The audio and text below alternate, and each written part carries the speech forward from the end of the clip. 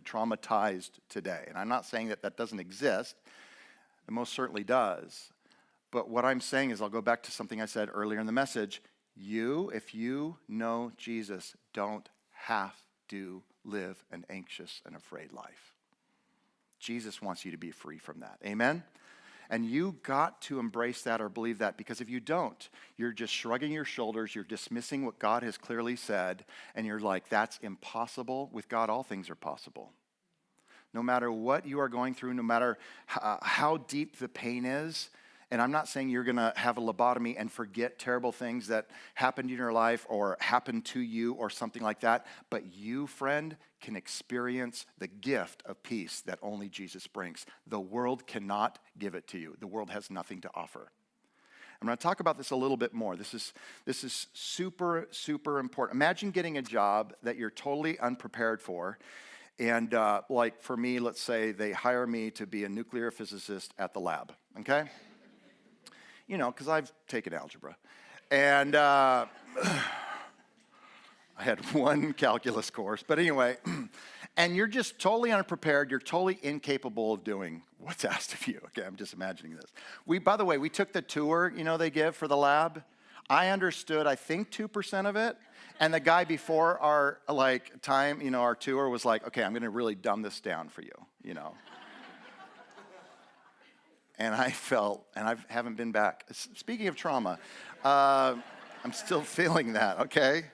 But let's just pretend you're taking this job. You don't have the gifts for it. You don't have the training for it. You don't have the experience, the aptitude. You're just not built for this, right? What happens within you when you show up at work for the first day? Fear, right? Because you're confronted with your limitations. Friends, if you don't know the Lord, you should be afraid. You should be afraid of everything. But if you know the God without limitations, there's nothing to be afraid of. Don't be troubled. Don't worry. So this, in a way, is a test. And there are many ways to evaluate this, but something that Christians, a lot of times we want to know, because many of us have been going to church for years, and we've been in all these Bible studies and stuff, and the nagging question is, am I growing, in my faith? Am I growing spiritually? Am I getting stronger, in my faith? That sort of thing. Do you ever wonder about that? Or am I just like the same person? And it's tricky because in a day, like lifting weights, you don't notice, right? But over 6 months or a year or 5 years, or we should notice kind of thing. All I'm saying is this. One of the tests of our spiritual strength and maturity, and it's a sobering test, is the quantity of our fear and anxiety. It's just one of the places, okay? The scriptures teach us very clearly that God's peace eliminates fear in our minds and hearts. All right, the next thought here, a big thought, and this won't be as long, is that true peace is a gift.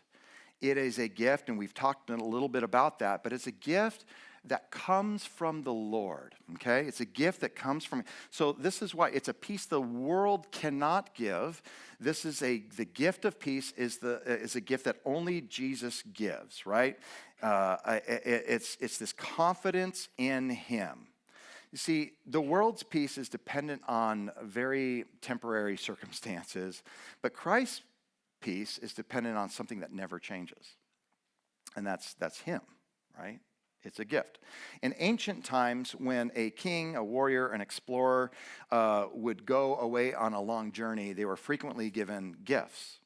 And these gifts might be food, provisions, swords, daggers, bow and arrows, things to protect them, prepare them, a map, a whatever, some chapstick, those kinds of things, all right?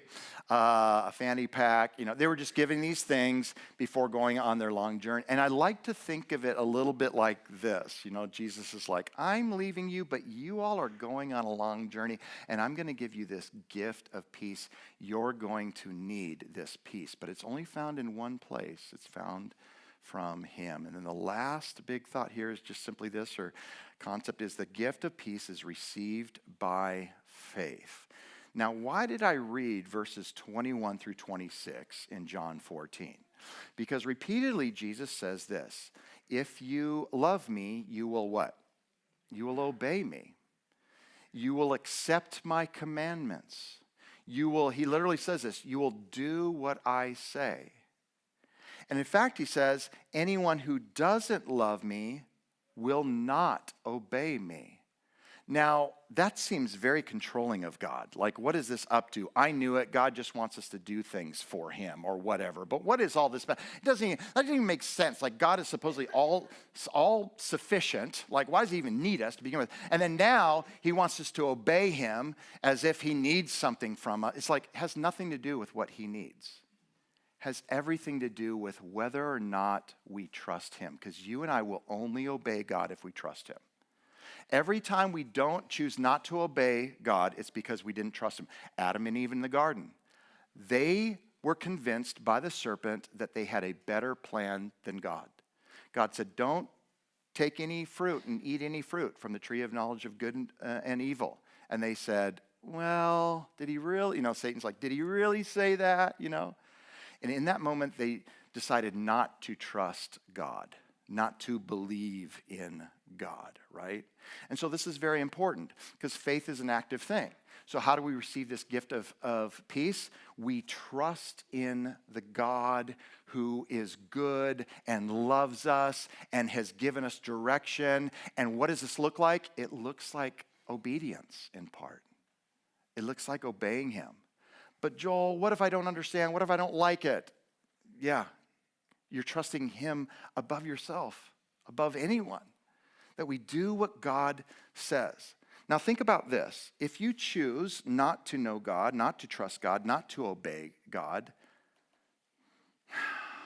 then the best way to find quote unquote peace is, well, I'll leave you hanging. Let me just read some quotes by the leading atheists regarding meaning and purpose in life largely. All right, so evolutionary paleontologist Stephen Gould simply said this: we may yearn for a higher answer, but none exists.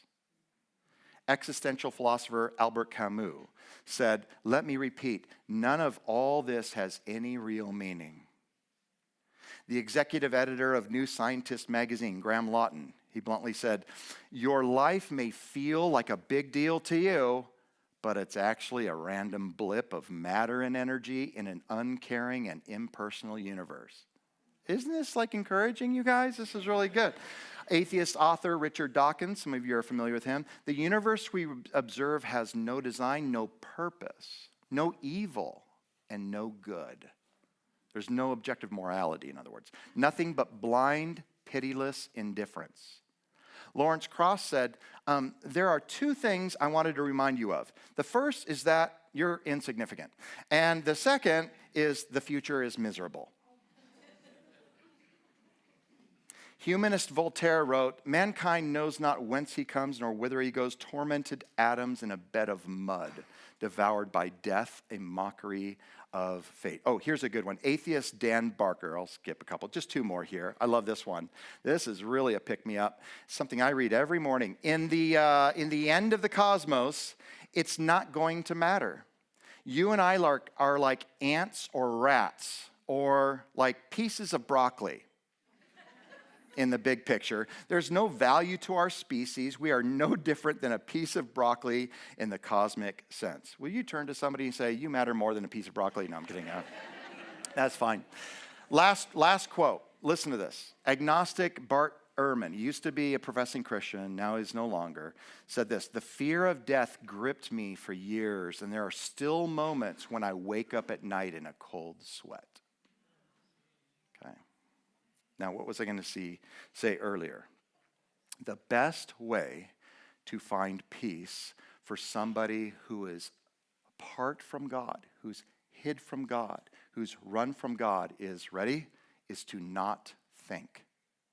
Because if you think too deeply, you will be terrified and you will wake up sweating at night in cold sweats. So the best thing, what you need then, think about it, what you need is distraction. Don't think too deeply about purpose, about your kids or grandkids. Your great grandkids will probably never know where you're buried, where your ashes were scattered. They'll know hardly anything about your great, they won't even know your name. Your great, I mean, it'll be like you never existed. Are you encouraged? You see, is it any wonder that depression rates are skyrocketing? Anxiety is skyrocketing. Suicide attempts and accomplishments are skyrocketing. Is it any wonder? Is it any surprise that the more we run from God, the more fear we feel and experience? Jesus says, there is a way not to be troubled, not to be afraid, but it only comes from one place, the gift I bring, the gift I am offering you. It's trusting in him. The world's peace comes from closing your eyes to the horrors of this world. Christ's peace comes from opening your eyes to the truth of God's love and beauty and goodness. Know God and you will experience peace. Don't you see? Christians know the God who gave his life for them, who loves them, who's forgiven them. Isn't that freeing?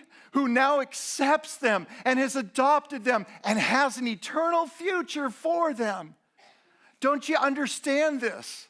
Like if you believe these things, now you can face anything. You can endure anything without fear, without anxiety, without biting your nails and just this worried, anxious, just desperate feeling of horror that overcomes you when you think too deeply. Instead, think deeply about God. Think deeply about Jesus. Think deeply about what God has done for you and watch the fear dissipate. And now, if you were with us the last 3 weeks, you're beginning to see the connection. So let me just close with this. So what do we do, Joel? Right? How do we stop worrying? And the answer is just quite simply, slow down. Create some margin in your life. Pause, reflect on who God is and on what he's done for you. Pray. Enjoy his presence. Do that day after day after day after day and watch your anxiety begin to diminish. But the enemy won't let go easily. And the world will constantly be saying, you know what, you just need to drink that, consume that, go there, the little pickle thing. You need all these things, and that will reduce your anxiety. No, the peace that Jesus gives is peace that the world cannot give. You say, okay, maybe you're like rolling your eyes a little bit, and that's nice, Joel. Okay, the secret to my anxiety, which is off the charts, is to pray. Okay, got it. And so just to spend time and pray and leave my worries behind. Is that it? Yeah? And before you roll your eyes, let me ask you a question. As you assess your strategies for eradicating the anxiety and worry in your life, what are you doing? And how's it working for you? Because sometimes I try to eat my feelings away, but it doesn't work. How is escaping in the abyss of social media working for you? How is drinking your anxiety away working for you? How is bearing your anxiety in innumerable distraction and addiction working for you? How about this? How is ignoring anxiety working for you? What do you mean by ignoring? Well, how you doing? Great, fantastic, too blessed to be stressed. Not today, Satan. All these kinds of cliches, right? The scriptures it's not godly to pretend your worries don't exist. Go to God, and while you're there, leave your worries with him. Leave them behind. Why do we cast our cares and anxieties on God? Because he's strong enough to do something about it, and he's loving enough to want to. God can be trusted. I want to encourage us as a church to make it a regular habit of our days to carve out some time with the Lord. Let's let our lack of anxiety and worry be a testimony in a world that is desperate for it.